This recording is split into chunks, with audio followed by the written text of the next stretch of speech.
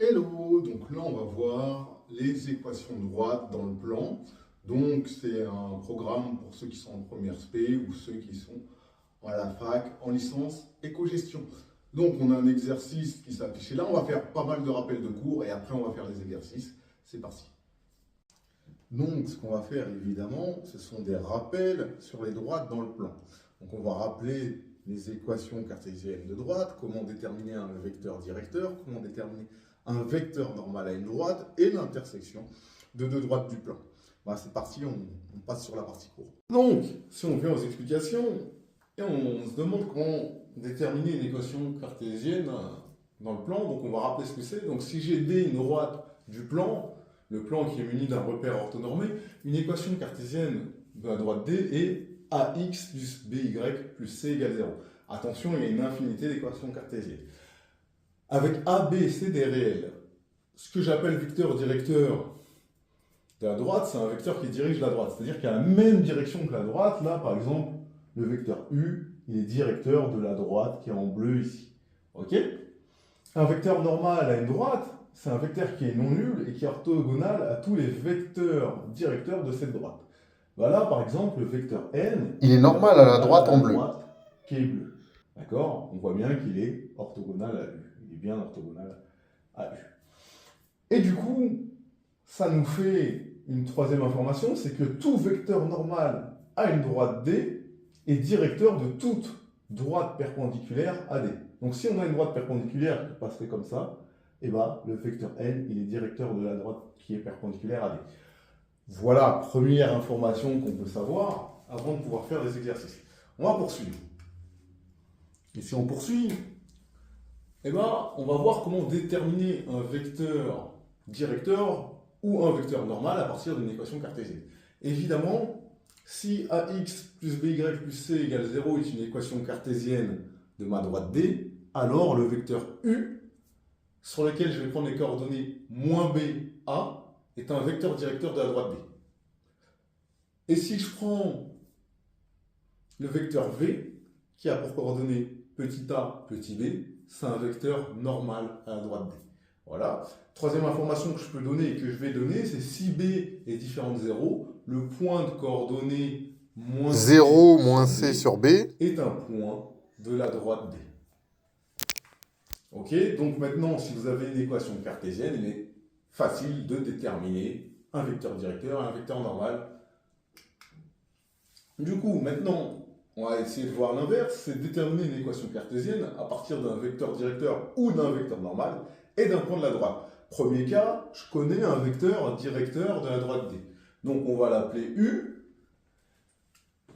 qui a un abscisse et un ordonnée. Donc je les ai appelés moins B, son abscisse, et A, évidemment, son ordonnée. Si c'est un vecteur directeur de D, et que A, le point A de coordonnées XA, YA est un point de la droite D, alors une équation cartésienne de la droite D est petit ax plus petit by plus c égale 0, avec c qui est égal à moins petit a fois xa moins petit b fois ya. D'accord? Deuxième cas, à partir d'un vecteur normal à D, donc je connais V, d'accord, qui a pour coordonnées AB, hein, ça c'est l'abscisse du vecteur V, l'ordonnée du vecteur V, et je sais que c'est un vecteur normal à D, et que la droite D passe par le point A de coordonnées XA, YA. D'accord? Alors, une équation cartésienne de la droite D est AX plus BY plus C égale 0, avec C égale moins A moins petit a fois XA moins petit b fois YA. Voilà comment on peut déterminer, et on le verra tout à l'heure, on va utiliser soit l'une soit l'autre. Et la troisième chose, représentation paramétrique d'une droite dans le plan. Si je dis que U de coordonnées alpha bêta est un vecteur directeur de la droite D et que A c'est un point de la droite D, A qui a pour coordonnées XA, YA, alors une représentation paramétrique de la droite D, ça va être très simple. Vous allez prendre les coordonnées du point ici, donc vous allez mettre XA et YA. Si le point de D c'est B, bah vous mettez le X du point B et le Y du point B, hein. Il n'y a pas de sujet. Et ensuite, vous prenez les coordonnées du vecteur directeur et vous les multipliez par t. Vous mettez avec un t, d'accord? Pas multiplié par t, vous mettez juste t, où t c'est un paramètre réel.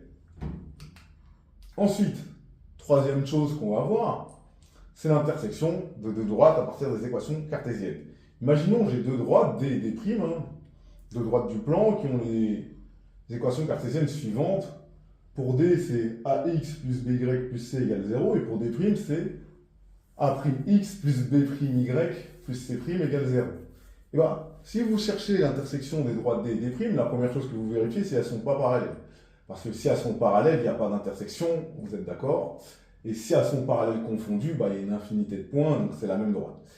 Une fois qu'on a décidé ça, eh ben, on va résoudre le système suivant pour connaître le point d'intersection. Bah, vous prenez l'équation cartésienne de D, vous la mettez là, et vous prenez l'équation cartésienne de D', vous la mettez là, et vous résolvez le système, vous allez trouver un X et un Y. Maintenant, on peut repasser aux exercices, c'est parti. Donc, on en vient à l'exercice et on nous dit, dans le plan muni d'un repère orthonormé, on considère une droite D1 d'équation cartésienne de x plus 3y moins 5 égale 0. Et on rappelle que si on a une équation cartésienne du type ax plus by plus c égale 0, bah le vecteur qu'on va appeler u de coordonnées moins b, a, est un vecteur directeur de la droite. Et bien là, simplement, je vois que j'ai bien une équation cartésienne de la forme ax plus by plus c égale 0, avec a qui est égal à 2, b qui est égal à 3 et c qui est égal à moins 5. Donc, je peux dire que le vecteur u de coordonnées moins 3, 2, donc le moins petit b, petit a, est directeur de la droite D1. Ensuite, on nous demande un point de coordonnées entière. Bah, je remarque que le point A de coordonnées 1, 1, bah, il appartient bien à la droite D1, puisque, en effet, j'ai 2xa plus 3ya moins 5 qui va me donner 0. En effet, parce que si je fais 2xa, ça me fait 2 fois 1, plus 3ya plus 3 fois 1, moins 5, ça fait bien 0. Donc le point A de coordonnées 1, 1 appartient à la droite D1. Ensuite, une représentation paramétrique. Bon, là, de la même façon, je rappelle, si j'ai un vecteur directeur et un point de la droite, si vous lisez bien en dessous, eh ben, je peux déterminer une représentation paramétrique de ma droite D1. Eh ben, simplement, j'ai U de coordonnées moins 3, 2, qui est directeur de la droite D1, et le point A de coordonnées 1, 1, il appartient à D1. Donc, une représentation paramétrique est 1 moins 3t, 1 plus 2t, avec t en paramètre réel. Voilà pour la première question. Deuxième question. On me demande de déterminer une équation cartésienne de la droite D2 passant par le point B de coordonnées 2, moins 4. Et cette droite D2, elle est orthogonale à la droite D1. Donc ce qui est intéressant, c'est peut-être de se faire un schéma de situation où je vois que j'ai ma droite D1 qui est orthogonale à ma droite D2. Comme je suis dans le plan orthogonal, ça veut dire perpendiculaire. Et du coup, j'ai toujours mon vecteur U qui reste un vecteur directeur de ma droite D1. Mais rappelez-vous ce qu'on a dit au départ. Si j'ai mon vecteur U qui est directeur de ma droite D1, alors c'est un vecteur normal à toute droite perpendiculaire à cette droite D1. Et du coup, ça veut dire que U est normal à la droite D2. D'accord? Bah, c'est ce qu'on vient de dire, c'est que U est normal à la droite D2. Mais du coup, vous savez que si j'ai un vecteur U, d'accord, de coordonnées AB, et bah alors une équation cartésienne de la droite, c'est AX plus BY plus C égale 0. Et bah voilà, c'est affiché en dessous. Et donc, j'ai une équation cartésienne de D2 qui est moins 3x plus 2y plus C égale 0. Et comment on détermine C? Bah, c'est aussi affiché en dessous. Et bah, c'est grâce à un point de la droite. Mais je sais que le point A, d'accord, le point B, pardon, de coordonnées 2, moins 4, il appartient à la droite des deux. Et donc, comme le point B, 2, moins 4 appartient à la droite des deux, il répond à l'équation cartésienne de la droite des deux. Donc, j'ai bien moins 3xb plus 2yb plus c égale 0. Autrement dit, c égale 3xb moins 2yb. D'accord? Et ça nous donne que c égale 3 fois 2 moins 2 fois moins 4, ce qui me fait 14. Et donc, finalement, maintenant que j'ai mon petit c, mon équation cartésienne, elle est la suivante. Moins 3x plus 2y plus 14 égale 0. Voilà une équation cartésienne de la droite des deux. Et la dernière question, c'est déterminer les coordonnées du point C, point d'intersection des droites D1 et D2. Donc déjà, on me dit que j'ai un point d'intersection. Donc on me dit qu'elles sont séquentes. D'accord? Donc je ne vais pas chercher à savoir si elles sont parallèles ou pas. Et du coup, j'ai juste à résoudre un système. Mais je vais rappeler d'abord les équations cartésiennes des deux droites. L'équation cartésienne de D1, c'est 2x plus 3y moins 5 égale 0. Et l'équation cartésienne de D2, c'est moins 3x plus 2y plus 14 égale 0. Et bah, je dois résoudre, du coup, le système suivant. 2x plus 3y moins 5 égale 0, moins 3x plus 2y plus 14 égale 0. Bah, moi, qu'est-ce que je vais faire? Je vais travailler par combinaison linéaire. Et donc, qu'est-ce que je vais mettre dans L1? Je vais mettre 3L1 plus L2, comme ça, je vais faire disparaître les x. Et du coup, ça va me faire 13y plus 13 égale 0. Et la ligne L2, je la conserve tant que je n'ai pas déterminé y. Donc ça va me faire moins 3x plus 2y plus 14 égale 0. Et bah, si vous avez 13y plus 13 égale 0, évidemment, y est égal à moins 1. Donc on va le faire en deux temps. Ça me fait 13y égale moins 13.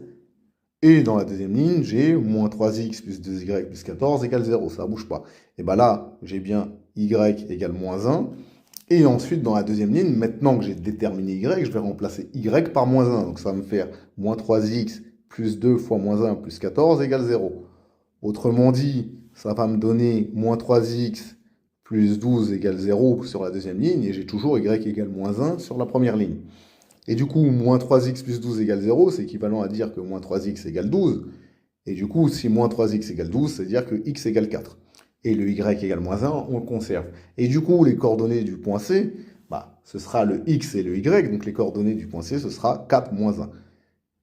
Et donc, on a fini ce petit exercice sur les droites du plan.